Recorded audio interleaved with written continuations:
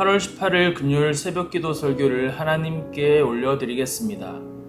오늘 우리에게 주신 말씀 예레미야 22장 10절에서 19절까지 말씀입니다.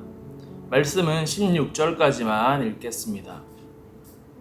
너희는 죽은 자를 위하여 울지 말며 그를 위하여 애통하지 말고 잡혀간 자를 위하여 슬피 울라.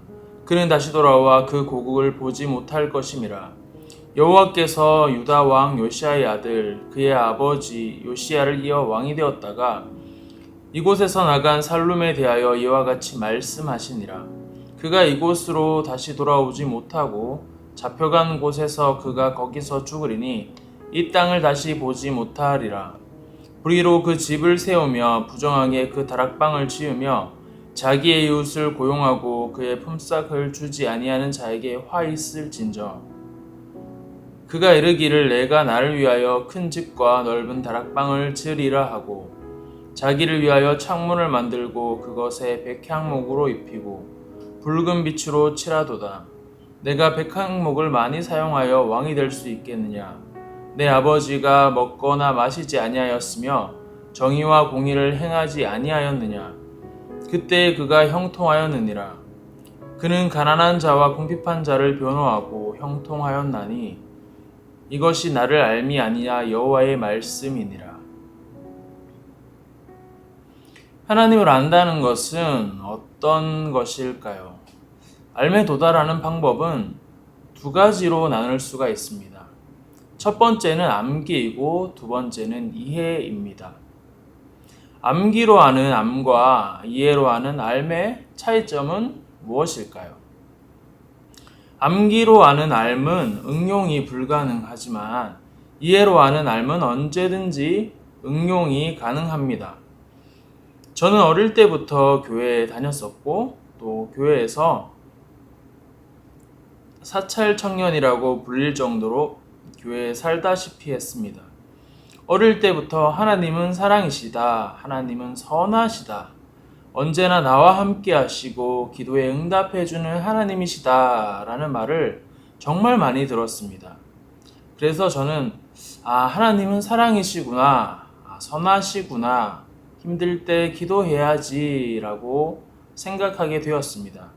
그런데 인생이라는 삶을 살아가다 보니 제가 아는 하나님의 성품과 정반대의 상황이 펼쳐지는 그런 경우가 생기더라고요.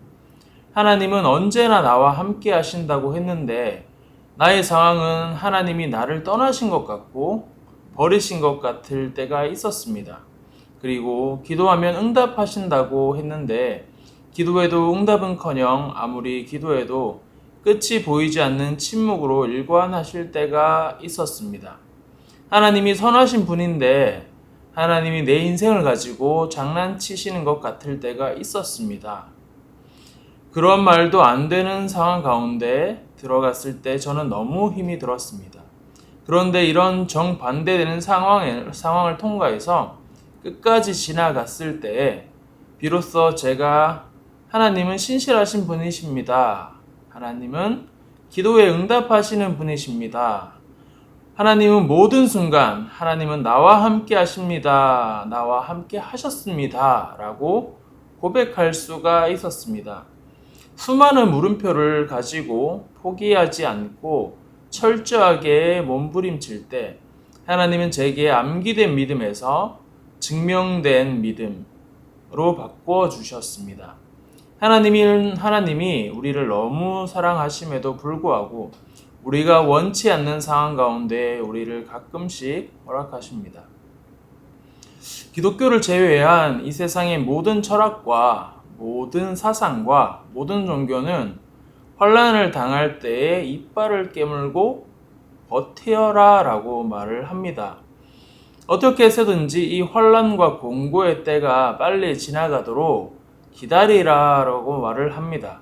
하지만 기독교는 야고보서 1장 2절에서 이렇게 말을 합니다.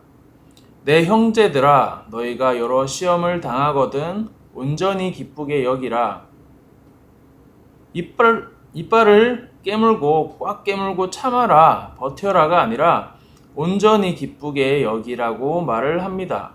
왜냐하면 그 믿음의 시련이 우리를 인내하게 하는 것이기 때문입니다. 그런데 아이러니는 우리는 증명된 믿음을 갖길 원하지만 누구도 고난이나 어려움을 원하지는 않습니다.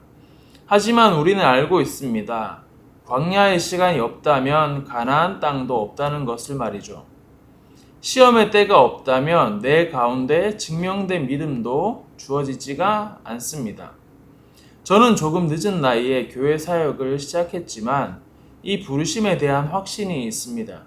그런데 길이 보이지 않습니다.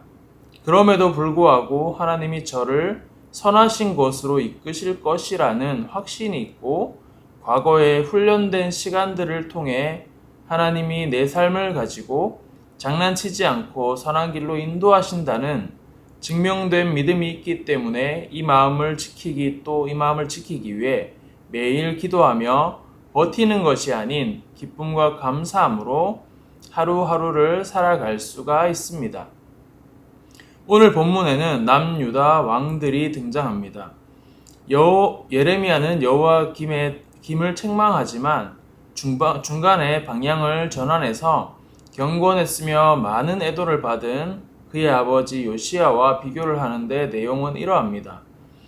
여호야김은 백성들을 들볶아 자기 왕궁을 짓고 사람들을 쥐어짜서 좋은 집을 짓고 일꾼들을 또 속이고 정당한 품삯을 주지 않았으면서 또한 조공을 바치기 위해서 백성들에게 과도한 세금을 부과했던 왕이었습니다. 당시에 왕이 왕궁을 짓는 것은 아무런 문제가 되지 않는 것이었습니다. 여호야김뿐만 아니라 당시대의 모든 나라의 왕들이 그러했습니다. 정의와 공의보다 백성들을 자신의 사유물로 여겼습니다. 이것에 대해 15절을 통해서 여호야김을 책망하면서 요시야의 이야기가 시작됩니다. 요시야 왕은 왕으로 누릴 수 있는 권력과 부귀를 가지면서도 정의롭고 공의롭게 통치했다라고 말하면서 그 결과 그가 형통한 삶을 살았다라고 말을 합니다. 16절에서 공의와 정의를 행하는 것, 가난한 자와 공궁한 자를 변호하는 것이 하나님을 아는 것이다 라고 말을 하고 있습니다. 요시야는 가난하고 공궁한 사람들, 이 소외되고 연약한 사람들, 과부와 고아, 이방인에 대해 깊은 관심을 갖고 율법에 의도적으로 열심히 순종했다라는 말을 들었습니다. 그 결과 열왕기하 23장 25절의 말씀처럼 요시야와 같이 마음을 다하여 뜻을 다하여 힘을 다하여 모세의 모든 율법을 따라 여호와께로 돌이킨 왕은 요시야 전에도 없었고 후에도 그와 같은 자가 없었더라라는 엄청난 평가를 받습니다. 요시야는 하나님을 알았습니다. 그는 지식에 머물러 있는 것이 아닌 행함으로 옮기는 왕이었습니다. 사랑하는 성도님들, 하나님에 대해서 얼마나 알고 계십니까? 단순히 암기된 암인가 아니면 이해로 증명된 알민가요?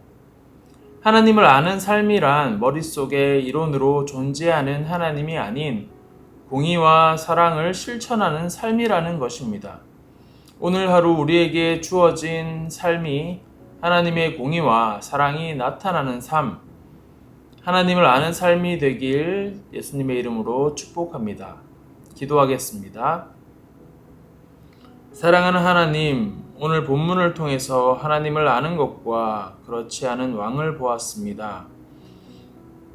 당시 시대의 문화적 배경 속에서는 전혀 죄로 책망받지 않았던 기준으로 남들 다 하는 대로 그렇게 살았던 여호야김과 남들처럼 살 수 있었음에도 하나님의 율법을 지키며 살았던 하나님을 아는 왕이라고 칭함을 받았던 요시야를 보았습니다.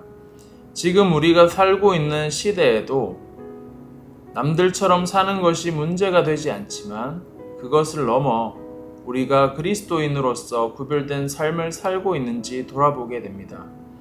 오늘 하루 주님 주신 말씀을 기억하고 묵상하며 삶으로 살아낼 수 있는 하루가 되게 하여 주시길 바라며 사랑하는 예수님의 이름으로 기도드립니다. 아멘. 오늘 주신 말씀을 가지고 개인과 교회 공동체를 위해 두 가지 기도 제목을 가지고 기도드리겠습니다.